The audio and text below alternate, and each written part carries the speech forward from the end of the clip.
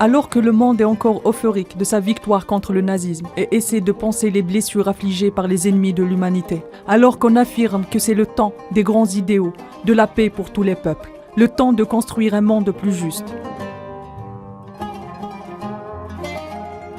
Le sort de la Palestine est scellé, jeté en pâture par ces mêmes puissances victorieuses contre les forces du mal. Le traumatisme du peuple palestinien est tel qu'il donne le nom de Nakba à ce destin funeste qu'on lui réserve. Al-Nakba, qui signifie catastrophe en arabe, renvoie à ce fameux 15 mai 1948.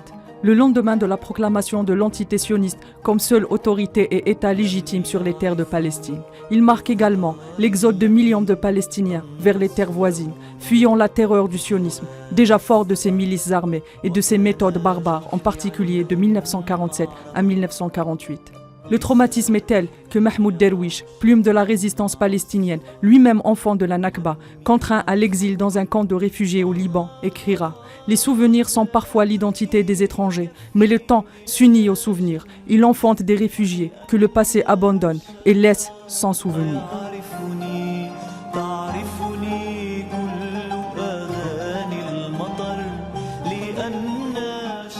C'est dans l'histoire que sont enracinées les visées coloniales des grandes puissances sur les terres de Palestine.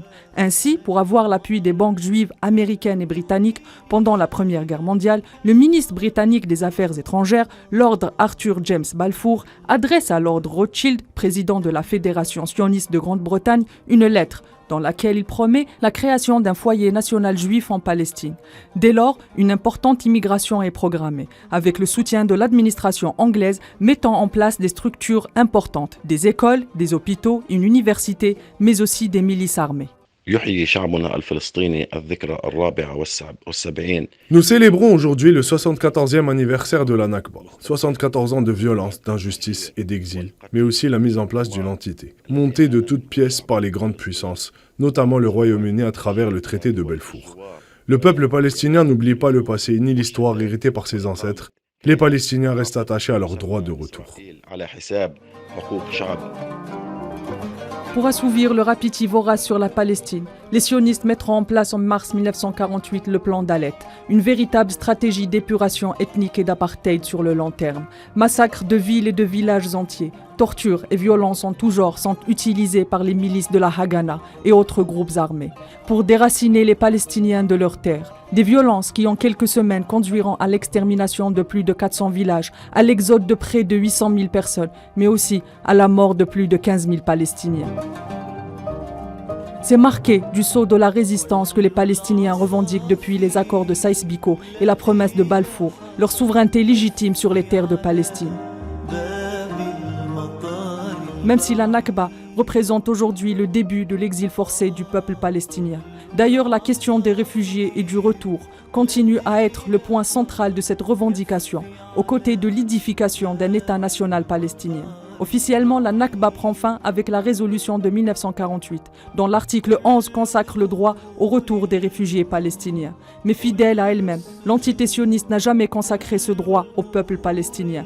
Pire encore, elle poursuit la Nakba et son épuration ethnique, bafoue sans vergogne le droit international, et le silence assourdissant des grandes puissances et des instances internationales se fait complice de crimes contre l'humanité. À noter que les Palestiniens chassés de leurs terres, de leurs foyers, ne sont jamais retournés dans leurs terres. 74 ans plus tard, des millions de leurs descendants vivent dans les camps de réfugiés et n'ont pour seule reconnaissance internationale que le statut d'apatride. La Nakba se poursuit. Elle ne s'est jamais arrêtée en raison de la colonisation de peuplement que mène l'entité sioniste partout dans les territoires occupés. Cette Nakba se poursuit avec son apartheid, même si notre résistance se poursuit de façon légitime, parce que la volonté de l'entité sioniste est de nous voir quitter définitivement notre terre palestinienne.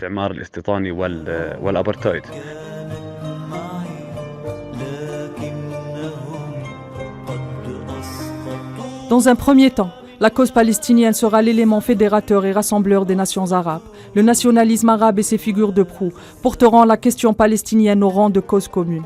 Mais le temps et les grandes puissances et les intérêts divergents feront bifurquer cette vision commune qui autrefois faisait la gloire et l'honneur des pays arabes, laissant place à la honteuse normalisation des relations avec l'entité sioniste.